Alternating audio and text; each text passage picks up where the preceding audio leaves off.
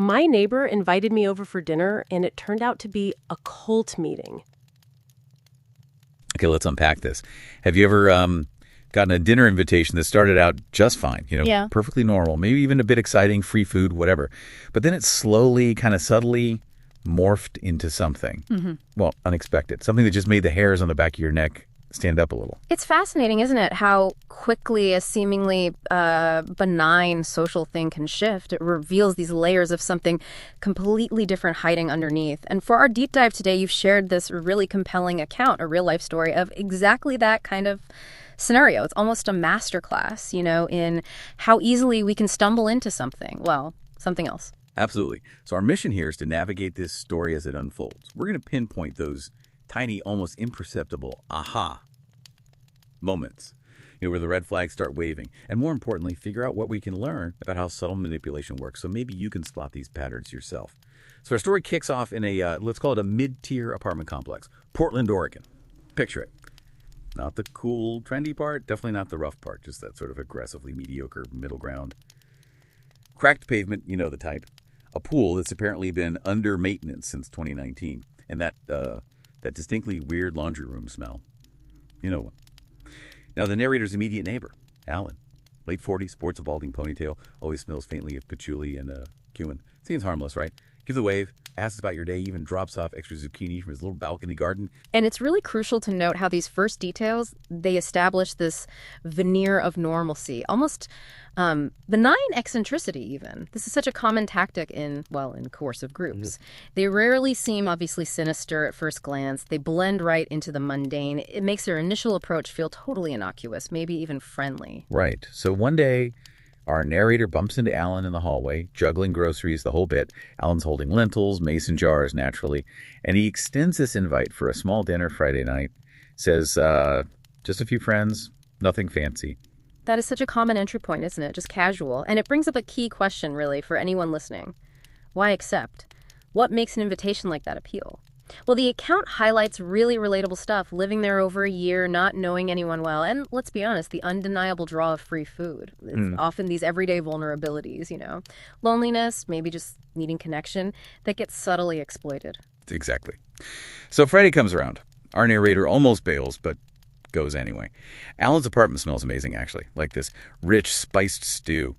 But the second they walk in, things immediately feel off. Maybe 10 people there, all barefoot, sitting cross-legged on cushions around this low table. Our narrator, still in jeans and Vans, instantly feels way overdressed. And here's the first really big red flag. Food's out, looks good, but nobody's touching it. Everyone's just sitting there kind of smiling, but with way too much eye contact. Then Ellen mentions they're waiting until the sharing's complete. Okay, right there. That's the immediate setup of new, unspoken group norms. See how that works? They're instantly creating an in-group and an out-group. The bared feet, the cushions, it signals a distinct identity. And withholding food, a really basic human need, it subtly asserts control. It creates anticipation, maybe even low-key anxiety. It shifts the whole social contract from just a casual dinner to something else, something structured. Yeah, definitely something else. So this sharing starts. People talk about how they'd shed their former identities, how they'd found truth in the circle. Our narrator's first thought is, okay, maybe just a weird therapy group. But then comes the pivotal moment. This lady, she's in a flowy white tunic, enough crystal jewelry to set off TSA alarms. She grabs the narrator's hand so she can feel my unrest and that the circle could cleanse me. And that's when it clicks. The narrator thinks, okay, so this is a cult. Bingo. And that's exactly how techniques like what's called cognitive restructuring often begin. That talk of shedding former identities, classic. It's about dismantling your existing sense of self, your social ties, to rebuild your identity within the group's specific framework. It fosters dependence. And the lady's approach, sensing unrest, offering cleansing, it's a kind of pseudo-empathic love bombing. It aims to create this instant bond, a feeling of being deeply understood, even though it's based on, nothing really. Yeah, creepy. So the rest of the night just became a blur. There was chanting involved, an energy alignment exercise, which was basically just humming together in unison. And Alan reading the same paragraph about universal harmony over and over like it was scripture or something. And what's so powerfully effective there, are those repetitive, almost hypnotic elements. These are designed to induce slightly altered states, reduce critical thinking, foster that groupthink mentality. When you're all humming together, hearing the same phrase repeated, your individual defenses, they start to lower. And those unsettling whispers of she's almost ready. Wow, that creates this profound unease, doesn't it? Psychological pressure. It blurs the lines between your own thoughts and what's being suggested externally, makes you wonder, ready for what? Is it me? Is it the stew? Totally unsettling. Eating only happened after this blessing ritual. Yeah. Everyone dipped their hands in a bowl of water, touched their foreheads. Our narrator, despite thinking unsanitary, ate anyway because they were starving, but now suspects maybe the stew is laced with something. Plausible, unfortunately. Control through food, even subtly altering perception, it's not unheard of. Right, so when they finally tried to leave, Alan hands them a flyer. It's for the Great Unbinding Weekend Retreat. Cost $1,200 for 3 days of awakening in the woods. And there it is. That reveals the clear underlying goal, doesn't it? It's not just about social connection. It's recruitment and, crucially, financial commitment. That seemingly harmless dinner, just the initial hook, the low-cost entry point to a much bigger, pricier package. That progression from casual invite to high-cost retreat, it's a very common trajectory in these situations. Makes sense. So post-dinner, our narrator is, quote, avoiding Alan ever since. Timing trips to the mailbox like they're in like a stealth video game. So, okay, what does this whole story mean for you listening? I think it's just a really vivid illustration of how easily a seemingly innocent social thing can take this unexpected manipulative turn. Yeah, and if we connect this to the bigger picture, it's such a powerful reminder to just pay attention. Pay attention to those subtle cues, those shifts in social dynamics, even when things seem totally benign on the surface. That little uncomfortable feeling, that subtle pressure to conform, the weird sharing session that wasn't on the invite. These aren't just quirks, you know? They can be, and often are, deliberate strategies. Definitely. And you got to love the guest's brilliant final takeaway. Never trust a dinner invite from someone who owns more than 5 mason jars. Maybe a bit harsh, but... Well, it certainly raises an important question for all of us, doesn't it? How do we cultivate a better awareness, maybe, to navigate those social invitations that feel just a little bit off? And what are those tiny, almost imperceptible shifts that signal something might be way more than it seems? Definitely something to mull over next time you get one of those unexpected dinner invites. Friends pranked me and sold me to a date auction, but someone actually paid. Imagine your friends, right, deciding you would make a great charity auction item without telling you. Yeah, it sounds completely unbelievable, but this deep dive actually comes straight from the source. A Reddit post called TIFU. My friends auctioned me off for charity. So our mission today, unpack how this even happened, the reactions, the outcome. You maybe pull out some insights about friendship, trust, and, well, these bizarre little social experiments that sometimes just happen. Okay, let's set the scene. We've got a 29-year-old single living in Philly, normal office life mostly. But they have this friend group, described as small but very chaotic, real agents of chaos. The kind that talk you into questionable late-night trips, apparently. Exactly. So friend Amy sends an invite. Animal rescue charity night. Sounds sweet, right? Puppies, raffles. Seems innocent enough. But here's a little flag. Amy says, wear something nice but casual, like if you're going on a date. Ah, there it is. That's the little nudge, isn't it? That seemingly casual suggestion. Totally buried the lead. Right. It just shows how, mention puppies and maybe your guard goes down a bit. You miss the obvious warning signs, especially with friends you already know are chaotic. So they get to the bar. It's got the vibe. Twinkle lights, music, smells like craft beer. Charity event set up. They see the silent auction table, gift baskets, stuff like that. Yeah. And then Lot 32 dinner date with mystery guest. Oh, boy! They actually laugh, point it out to Amy, who laughs way too hard. Then the other friends give each other these looks. The source described it as like toddlers who just shoved a crayon up their nose. Perfect description. And then it just escalates. Host gets on the mic. And suddenly our person is literally getting shoved onto a little stage. While the host is describing this mystery guest as fun, adventurous, great company. Which, okay, maybe a stretch for someone whose highlight is a Trader Joe's run. And the bio. The friends apparently submitted a bio claiming they make the best homemade lasagna in Philly. Which is a complete lie. They've never made lasagna. It's just, wow. What possesses friends to go this far for a prank, even a charitable one? It's elaborate. So, naturally, they try to protest quietly, trying not to make a scene. But it's for the animals. Right. The ultimate guilt trip. They're thinking, okay, maybe a friend throws in $5 as a joke. A reasonable expectation, perhaps. Nope. Bidding starts at $25, then $50, Yeah. $75. And you can just imagine the internal monologue, right? Panic, sheer embarrassment. Also, the source says, this weird sense of, am I flattered? It's that strange conflict, isn't it? Being mortified, but also having this external value suddenly placed on you. The bids keep going. $150. Someone yells $200. Yeah. The room goes, ooh. And it finally lands at $240. $240. Significant. For a mystery date auction, it really speaks to the power of that group setting, the charity angle. It pushes things. Okay, but here's the real kicker. The winner. Not one of the chaos friends. Nope. A complete stranger, described as gorgeous early 30s, this effortlessly cool vibe, like indie film cool. Get out! Really? Yeah. She comes up, shakes their hand, says looking forward to it, hands over a date certificate with her name and number. Okay, that changes things dramatically. But friends are, of course, freaking out. Amy's like, she's totally into you.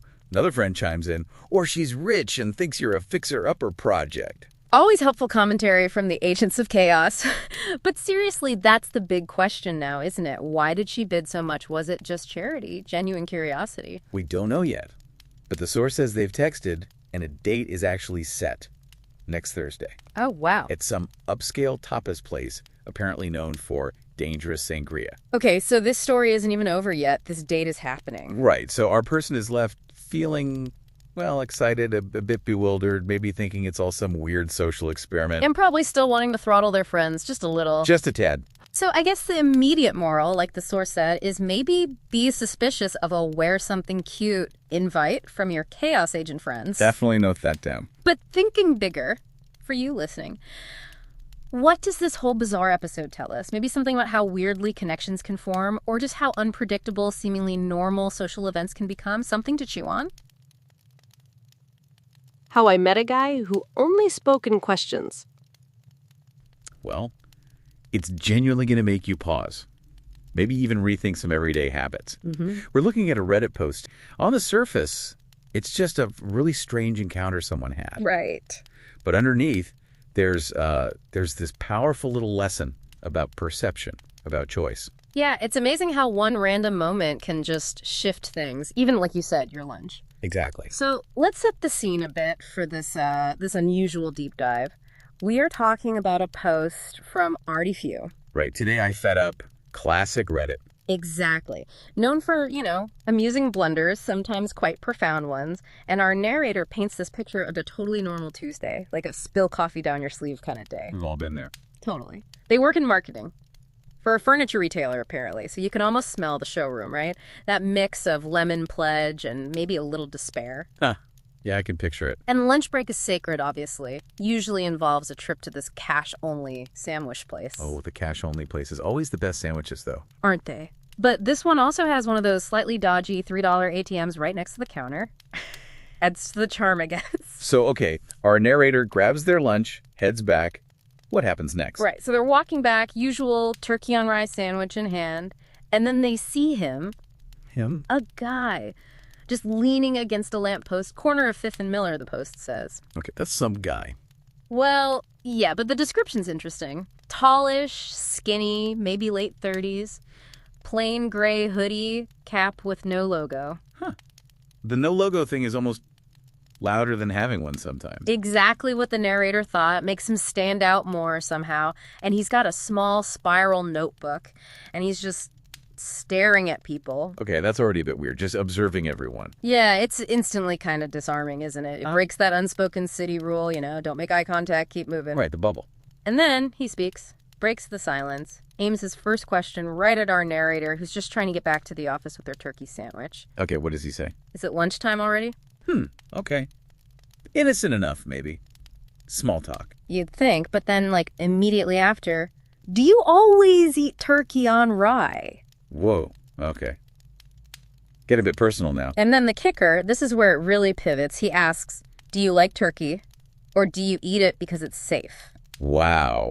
Okay, that's not about the sandwich anymore, is it? Not at all. It's brilliant in a really bizarre way how that simple question just cuts through everything. All that routine, the habit. It forces you to actually think about it I always get the turkey. It's like, this guy is some kind of accidental philosopher on the street corner. Right, a disruptor making the narrator and, us reading it confront these unconscious patterns. And the conversation apparently just gets weirder. Oh, yeah. Totally captivating, though. The narrator asks, the obvious question, why are you asking me this? And his answer. Why wouldn't I? Oh, one of those guys.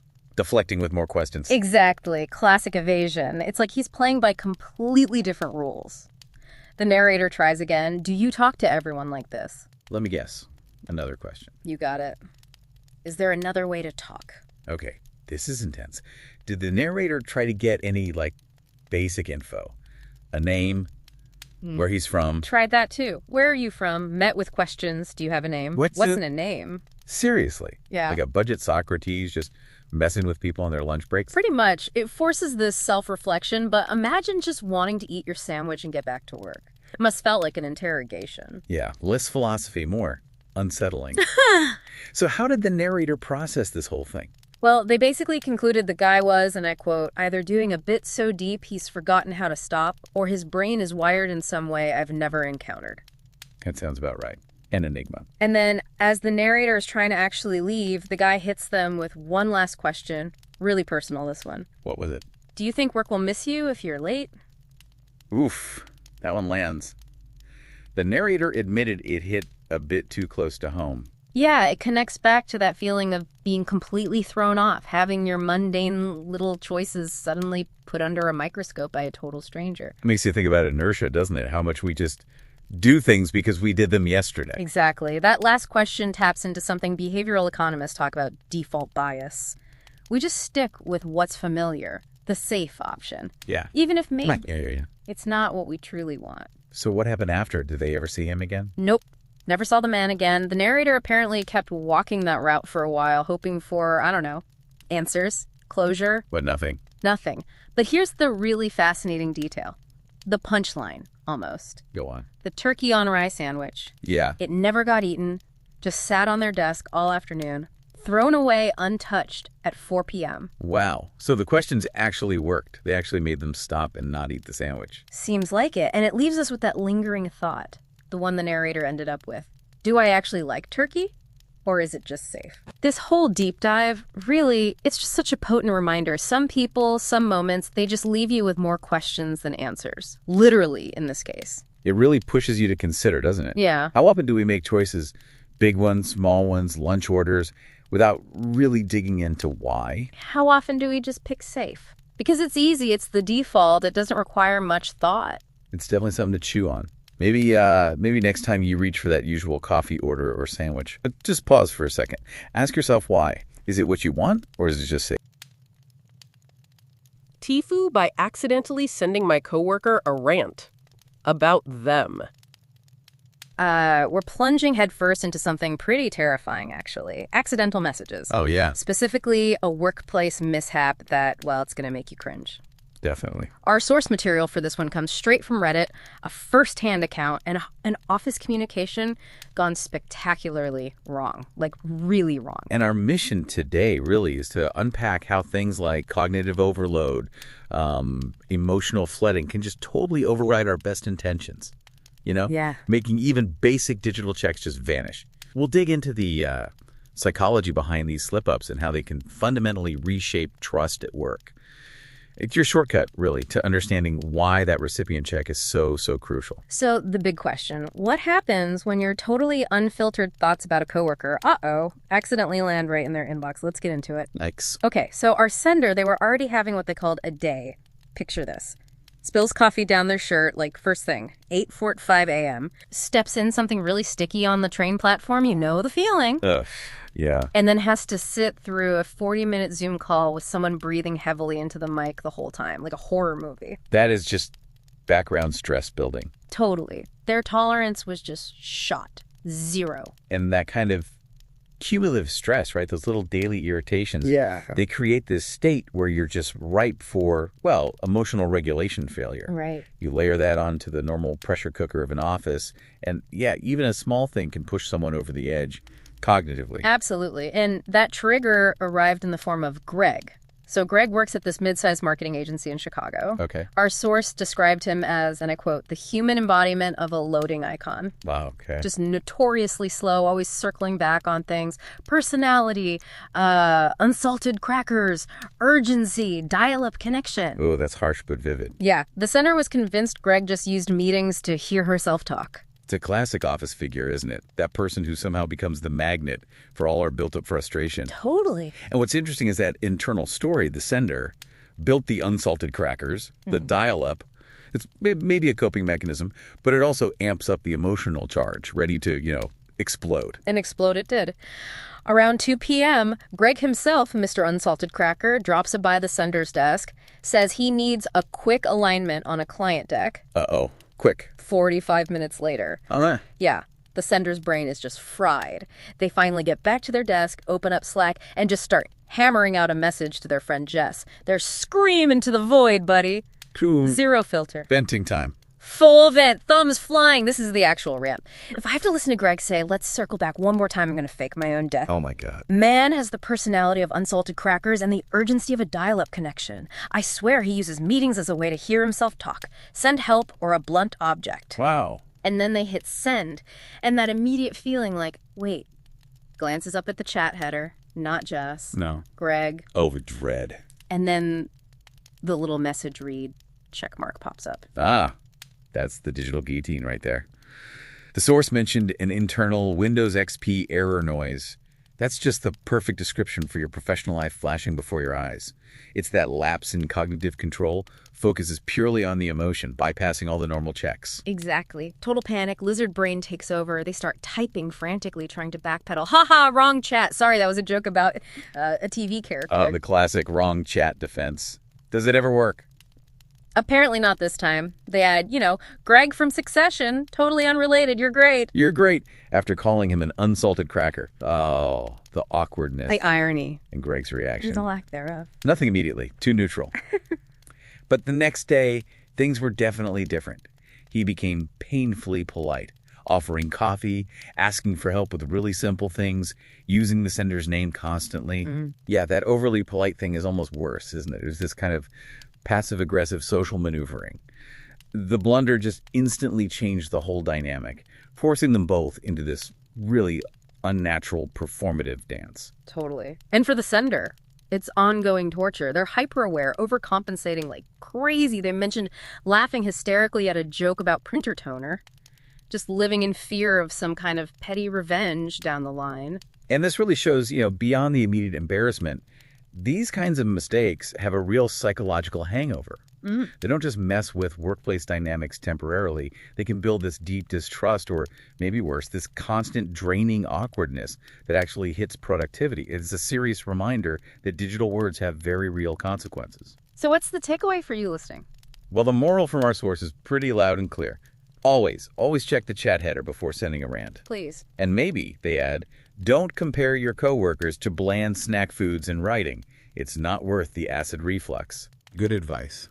And it leaves us with a thought, doesn't it? In this digital world where our private vents can become public in a click, what does professionalism even mean anymore? How do we walk that line between being authentic and, not accidentally setting our work relationships on fire? Something to definitely think about. I don't love my kid the way I thought I would, and it's killing me inside. We're exploring something very personal. It's a reality of parenthood that's often, unspoken. Our source is this really raw, anonymous confession. It's from a father on a popular online forum. He's sharing feelings many might consider pretty taboo. Right. And our mission today, for you listening, is really to uncover the deeply human experience behind all that. That societal expectation, the pressure on new parents, especially fathers, maybe. We'll be looking at this one man's brave admission. He just didn't feel that instant connection with his son. His son's 2 years old now, and it reveals so much about the pressures we all face, really. Understanding his story might better prepare you. Yeah, that's a powerful point. It really makes you wonder, doesn't it? What happens when parenthood isn't that Hallmark version? that instant, overwhelming love. You're about to hear about the stark contrast, expectation versus the day-to-day for this dad. And what's fascinating, I think, is how clearly he articulates that expectation. He bought into it completely. You know, the dad holding the newborn, tears streaming, that instant connection, soul bonding, life purpose stuff. He was ready for his heart to walk outside his body, as he put it. Exactly. It's such a powerful narrative, isn't it? Media, friends, ads, it's everywhere. But the reality is, well, the neurobiology of bonding, it can be gradual. It's not always some instantaneous spark. Lots of parents feel this, not just fathers. But admitting it, that feels risky. But for him, the reality was just a flat line, holding his son in the delivery room. His brain just went, huh. So that's him. Not disgust, not dislike, just muted. Muted, yeah. I thought maybe adrenaline, exhaustion. But 2 years on, that feeling, it stuck around. A flat line. That's chilling, isn't it? What does that say about these big ideas we have? How reality can just shatter them? Oh, it speaks volumes about the disconnect. He does the dad things. Breakfast, diapers, goodnight moon. Like the 1,000th time, yeah. Right. He cares about safety, happiness. He's present, responsible, but emotionally. There's this huge gap. It just highlights how deep these idealized stories run, you know? They often leave zero room for the messy truth. So internally, there's no, deep joy when his son laughs, no big pride moment with the blocks. He admits faking the, wow, buddy, that's amazing voice. Yeah. And here's the really raw part. He sometimes resents his son, not wishing he didn't exist, but wishing he had his old life back. Spontaneous trips, sleeping in. Freedom, yeah. Binge watching Netflix. Simple things. So it's not just him then. It points to something bigger societally. How much pressure is external versus internal? Absolutely. This isn't a unique story, unfortunately. Society often pushes this very narrow, perfect picture of parenthood, especially for dads, right? Yeah. They're expected to just slip into the role, no struggle, no vulnerability shown. And if your reality is different? You feel isolated, ashamed, like something's wrong with you. He sees his wife totally adoring their son, and he feels like a fraud. He looks at his son like he's a job I can't quit. Terrified the son will feel that distance. Wow. The guilt must be immense. He mentions Googling everything. Yeah, don't feel bonded to my toddler. Dad doesn't love kid like expected even. Postpartum depression in men. Exactly. And it's crucial he searched for that. Paternal postnatal depression is real. It can look like irritability, withdrawal, that lack of connection. It affects a significant number of fathers. His search shows he's trying to find some explanation, not just feel like a personal failure. Did he find anything helpful? He found stories of late bonding, which gave some hope, but then also comments from people who never connected. And that idea, he said, it makes him physically sick. Oh, man. That internal struggle. Yeah. It led to a breaking point, didn't it? Yeah, he described it. 6 full under 15 a.m., totally sleep deprived, son screaming about oatmeal being too hot. Ugh, toddler moments. Right. The son threw the oatmeal, and this father, he just sat on the kitchen floor and cried. Just cried, thinking, he deserves so much better than me. And he hasn't told anyone. No one. Worries his wife would see him differently, friends would pity him or judge him. His parents might tell him to man up. So he carries it, like an ugly secret, utterly alone with it. Feeling profoundly isolated, like less of a human, he said. But there were some glimmers. Yeah. Small moments. Yes, small moments of hope, he called them, like when his son falls asleep on his chest or just says, da-da. Flickers that fade fast. He used this really poignant analogy, like holding a warm cup of coffee in a blizzard. Feels good for a second. Yet you're still freezing. Yeah. It shows that complex reality behind the perfect facade society expects. The pressure leads to so much internal struggle. He still yearns for that bond, though, even 2 years late. Wants to stop resenting, be the dad his son deserves. He just desperately wished anyone had told him beforehand. You might not feel what you think you will. Yeah. To be prepared for that possibility. To not feel like a broken robot, as he put it. It really brings it home, doesn't it? This whole deep dive just underscores that immense pressure. Parents facing these idealized emotional scripts. His desperate search, that coffee cup analogy. They reveal a truth many share, but rarely speak aloud. So wrapping this up, what does this all mean for you listening? This father yearned for someone to just tell him, hey, you might not feel what you expect. Think about what that means for all of us, for your own life journey. When big transitions like becoming a parent or, anything major, when they don't line up with those deep-seated expectations we all carry, how can we better prepare ourselves and maybe prepare each other for the complex, sometimes messy and often profoundly unexpected emotional landscapes of life? Something to think about. I accidentally found out the password to my boss's private email and saw too much. It's a real-life dilemma from an anonymous online source, the kind of thing you might dread stumbling into. Exactly. For this deep dive, we're looking at that specific moment when, professional boundaries just collapse. And an employee finds themselves facing this unexpected ethical mess, maybe even legal trouble, all from just like a simple request. Okay, let's unpack this. Our source talks about an employee at a mid-sized marketing agency in Boston. Their boss, Dan, early 40s, married, 2 kids, described as a real grind set type, all about work. Right, the super driven kind. So Dan needs a pitch deck. He says his laptop's acting up. And he asked this employee, who he apparently called a tech person once for fixing a printer, to grab the file from his Google Drive. Just like that. So Dan hands over the laptop. And here's the thing. It's still logged into his work Gmail. The employee is looking for the file, sees Dan's personal Gmail listed there as an other account. Yeah, and thinks, okay, maybe the deck's in there.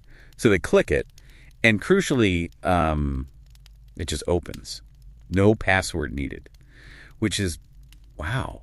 A small click, but huge consequences unfolding. Right, and this is where it really goes sideways. The top email in the personal inbox from a client, the subject line is, about last night, with the winky face. Oh boy. Yeah, so curiosity, maybe just reflex. The employee clicks it. Inside are, explicit messages, blurry selfies, looks like a hotel. Okay. And a detail about needing to be careful because her husband still thinks she's in Chicago for a conference. So boom, an affair. Undeniable right there in black and white. Instantly, you've got this huge, uncomfortable ethical problem, right? You've accidentally seen something deeply personal about your boss, but it didn't stop there. It escalated fast. Right, because immediately after closing that email, another one catches their eye, different sender. This was titled the transfer. And this second email, it really ramps things up. It talks about moving a lot of money from what sounds like a business account to something offshore. Okay, that sounds bad. Yeah, and there are phrases like, keep this off the books, and make sure the LLC is under her name. LLC, a limited liability company. Often used to, hide who really owns something. Exactly. So suddenly it's not just an affair. It looks like potential fraud, maybe money laundering. The employee isn't just seeing a personal secret, but maybe like serious financial crime. The weight of that knowledge, it's immense. You can feel it in the source material. They quickly closed everything, got the actual pitch deck, gave the laptop back, but they're deeply unsettled. And they haven't told anyone, not HR, not colleagues, not even their boyfriend. There's this palpable fear, fear of getting involved, maybe getting it wrong about the money stuff, even though the affair part was crystal clear. Right, and it apparently changed everything. Dan's acting cheerful, giving out Starbucks cards, but now it all feels suspicious. The employee's reading into everything, every email, every unexpected client call. It's this constant burden. Which brings us to the core dilemma, maybe for you listening. If you found yourself in this situation, accidentally uncovering these huge secrets, personal and potentially criminal, about your boss, what would you even do? What are the options, the risks? Well, generally you could think about maybe 3 main paths, though none are easy. First, reporting it internally. HR, maybe a compliance hotline if they have one. But the risk there is, retaliation, or getting tangled in an investigation without real protection. Okay, that sounds scary. What else? Second option, seek outside advice. Talk to a lawyer, maybe a trusted advisor who's completely separate from the company that gives you objectivity, but it can cost money and you still have to decide whether to act or not. Right, it doesn't make the decision for you. Exactly. And the third path is sort of document and observe carefully. Make a quiet, detailed record of what you saw when you saw it. Yeah. Note any follow-up behaviors and just watch. Assess the situation carefully before making any move, if you ever do. Each choice has really serious implications for your job, your safety, maybe even legally. It's a really stark reminder, isn't it? In this digital age, work and personal lives, they just bleed into each other sometimes. What's our responsibility when we accidentally find something this compromising? How do you handle knowing that? Especially when staying silent feels safer, but maybe wrong. Yeah, it raises that fundamental question. How much are you obligated to act on something you never looked for? And what's the personal cost of acting or not acting? It's that tough balance, isn't it, between doing the right thing maybe and protecting yourself. Definitely something to mull over. We'll leave you with that thought until our next deep dive. Thanks for being with us. Don't forget to like and subscribe.